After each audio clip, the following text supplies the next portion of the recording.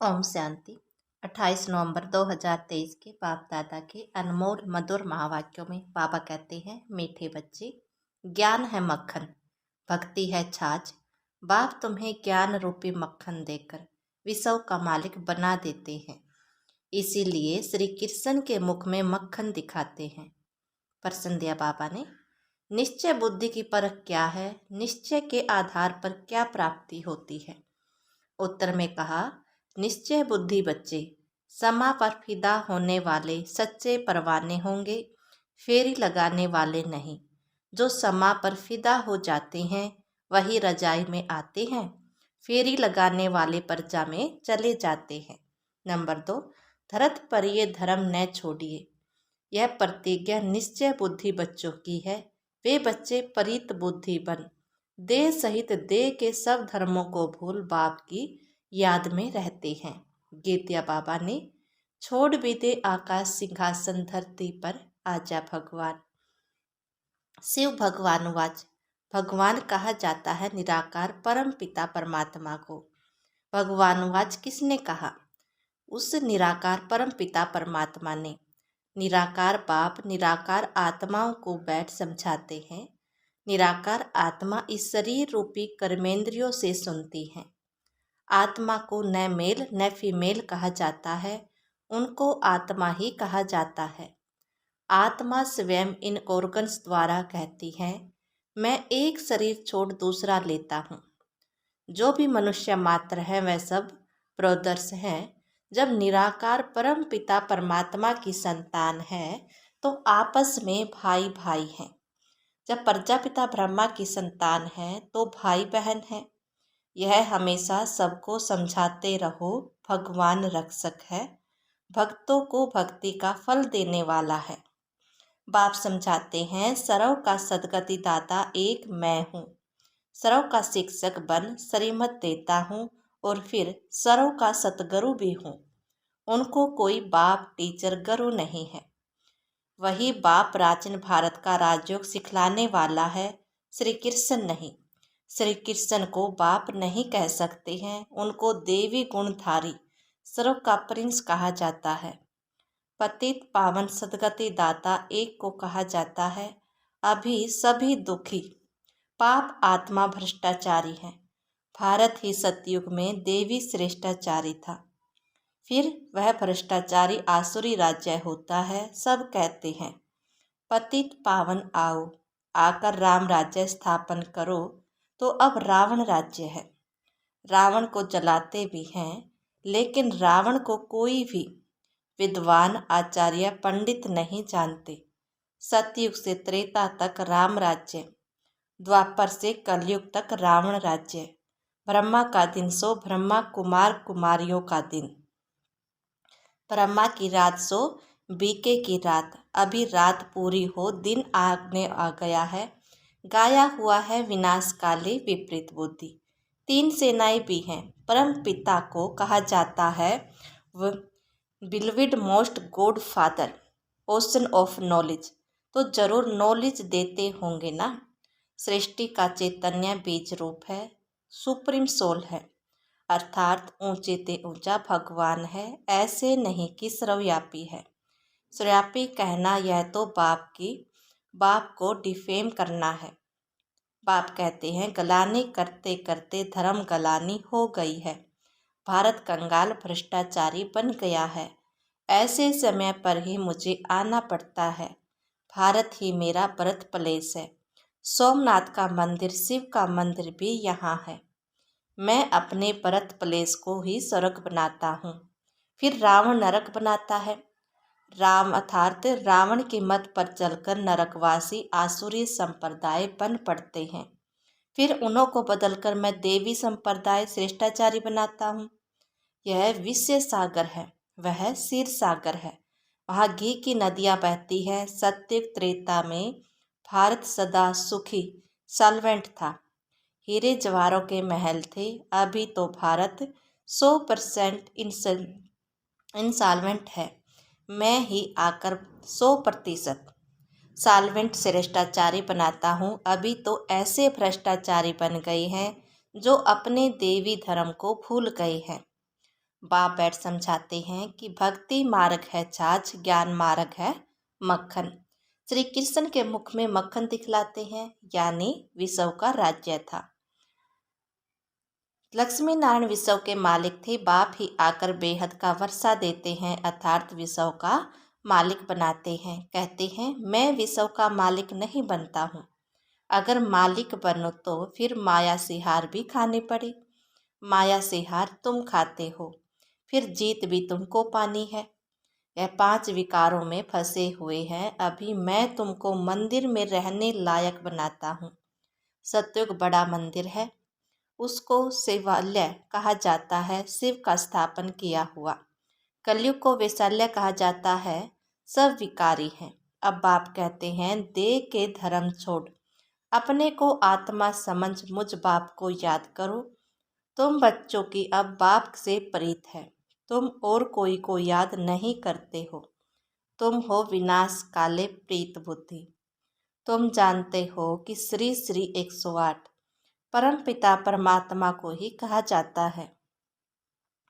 108 की माला फेरते हैं, ऊपर में है शिव बाबा, फिर माता पिता ब्रह्मा सरस्वती, फिर उनके बच्चे जो भारत को पावन बनाते हैं। रुद्राक्ष की माला गाई हुई है, उसको रुद्र यज्ञ भी कहा जाता है। कितना बड़ा राजसव अश्वमेघ अविनाशी ज्ञान यज्ञ है, कितने वर्षों से चला आता है। जो भी अनेक धर्म आदि हैं, सब इस यज्ञ में खत्म हो जाने हैं, तब यह यज्ञ पूरा होगा। यह है अविनाशी, बाबा का अविनाशी यज्ञ। सब सामग्री इसमें सवा हो जाने हैं। पूछते हैं विनाश कब होगा?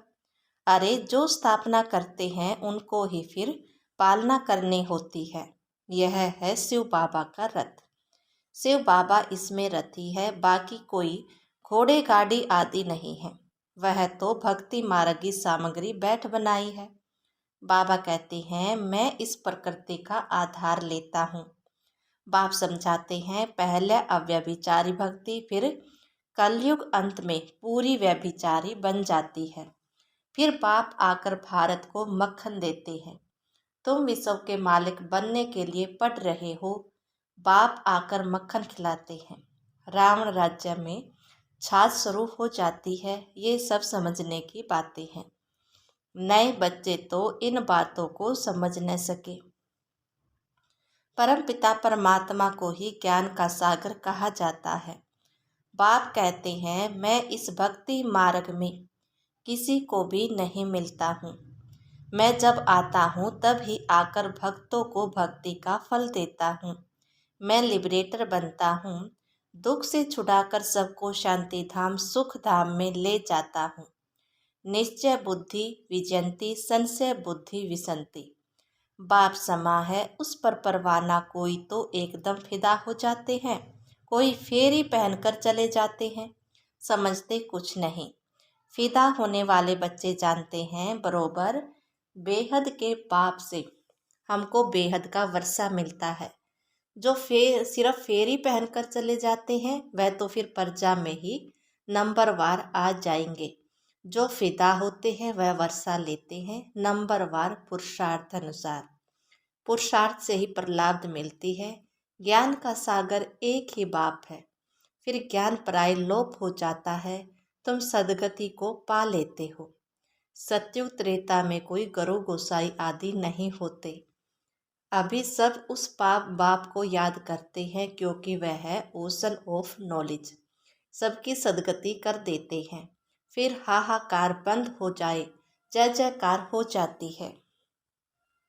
तुम सृष्टि के आदि मध्य अंत को जानते हो। तुम अब त्रिकालदर्शी त्रिनेत्री बने हो।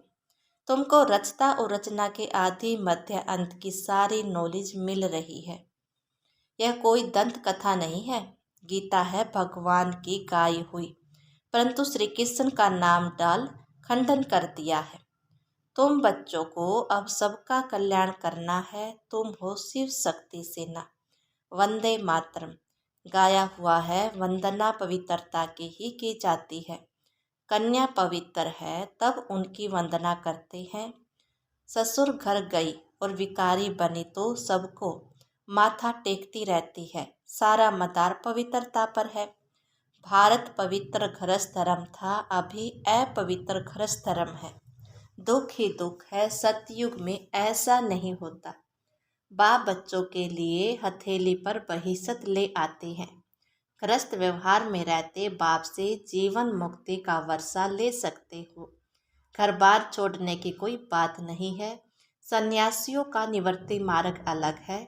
अब बाप से प्रतिज्ञा करते हैं, बाबा हम पवित्र बन पवित्र दुनिया के मालिक जरूर बनेंगे। फिर धरत पर ये धर्म न छोड़िए। 5 विकारों का दान दो तो माया का ग्रहण छूटे। तब 16 कला संपूर्ण बनेंगे। सतयुग में है 16 कला संपूर्ण, संपूर्ण निर्विकारी। अब श्रीमत पर चलकर फिर ऐसा बनना है। भगवान है ही गरीब निवाज। साहूकार इस ज्ञान को उठा नहीं सकते, क्योंकि वह तो समझते हैं हमको धन आदि बहुत है। हम तो सड़क में बैठे हैं, इसलिए अब लाए अहिल्याएं ही ज्ञान लेती है। भारत तो गरीब है, उनमें भी जो गरीब साधारण है उन्हों को ही बाप अपना बनाते हैं, उन्हों की ही तकदीर में है। सुदामा का मिसाल गाया हुआ है। साहूकारों को समझाने की फुर्सत नहीं। राजेंद्र प्रसाद भारत के प्रथम राष्ट्रपति के पास बच्चियां जाती थी, कहती थी बेहद के बाप को जानो तो तुम्हें हीरे तुल्य बन जाओगे। 7 रोज का कोर्स करो, कहता था हाँ बात तो बहुत अच्छी है, रिटायर होने के बाद कोर्स उठाऊंगा। रिटायर हुआ तो बोला बीमार हूँ, बड़े बड़े आदमियों को फुर्सत नहीं है। पहले जब 7 रोज का कोर्स पूरा करे तब नारायणी नशा चढ़े। ऐसे थोड़े ही रंग चढ़ेगा। 7 रोज के बाद पता चलता है यह लायक है वह नहीं। लायक होगा तो फिर पढ़ने के लिए पुरुषार्थ में लग जाएगा। जब तक भट्टी में पक्का रंग नहीं लगा तब तक बाहर जाने से रंग ही उड़ जाता है। इसलिए पहले पक्का रंग चढ़ाना है। अच्छा, मीठे मीठे सिकलते बच्चों प्रति माता पिता बाप दादा का याद प्यार और गुड मॉर्निंग। रूहानी बाप के रूहानी बच्चों को नमस्ते। धारणा के लिए मुख्य सार, शिव शक्ति बन विश्व कल्याण करना है। पवित्रता के आधार पर कोड़ी तुल्य मनुष्यों को हीरे तुल्य बनाना है। नंबर 2, श्रीमत पर विकारों का दान दे संपूर्ण निर्विकारी। 16 कला संपूर्ण बनना है। समा पर फिदा होने वाला परवाना बनना है। वरदान दिया बाबा ने, परिस्थितियों को साइड सीन समझ पार करने वाले समृद्धि स्वरूप समर्थ आत्मा भव। समृद्धि स्वरूप आत्मा समर्थ होने के कारण परिस्थितियों को खेल समझती है। भले कितनी भी परिस्थिति हो, लेकिन समर्थ आत्मा के लिए मंजिल पर पहुंचने के लिए यह सब रास्ते के साइड सीन है। लोग तो खर्चा करके भी साइड सीन देखने जाते हैं, तो समृद्धि स्वरूप समर्थ आत्मा के लिए परिस्थिति कहो, पेपर कहो, विघन कहो, सब साइड सीन है। और समृद्धि में है कि यह मंजिल के साइड सीन अनगणित बार पार किए हैं नथिंग न्यू। स्लोगन दिया बाबा ने, दूसरों की करेक्शन करने के बजाय बाप से कनेक्शन जोड़ लो तो वरदानों की अनुभूति होती रहेगी। मातेश्वरी जी के मधुर महावाक्य, सिर्फ ओम के शब्द के उच्चारण से कोई फायदा नहीं। ओम रटो माना ओम जपो। जिस समय हम ओम शब्द कहते हैं तो ओम कहने का मतलब यह नहीं कि ओम शब्द का उच्चारण करना। सिर्फ ओम कहने से कोई जीवन में फायदा नहीं, परंतु ओम के अर्थ स्वरूप में स्थित होना। उस ओम के अर्थ को जानने से मनुष्य को वह शांति प्राप्ति होती है। अब मनुष्य चाहते तो अवश्य है कि हमें शांति प्राप्त होवे। उस शांति स्थापन के लिए बहुत सम्मेलन करते हैं, परंतु रिजल्ट ऐसी ही दिखाई दे रही है, जो और अशांति दुख का कारण बनता रहता है। क्योंकि मुख्य कारण की मनुष्य आत्माएं ने जब तक 5 विकारों को नष्ट नहीं किया तब तक दुनिया पर शांति कदाचित हो नहीं सकती। तो पहले हर एक मनुष्य को अपने 5 विकारों को वश करना है और अपनी आत्मा की डोर परमात्मा के साथ जोड़नी है, तब ही शांति स्थापन होगी।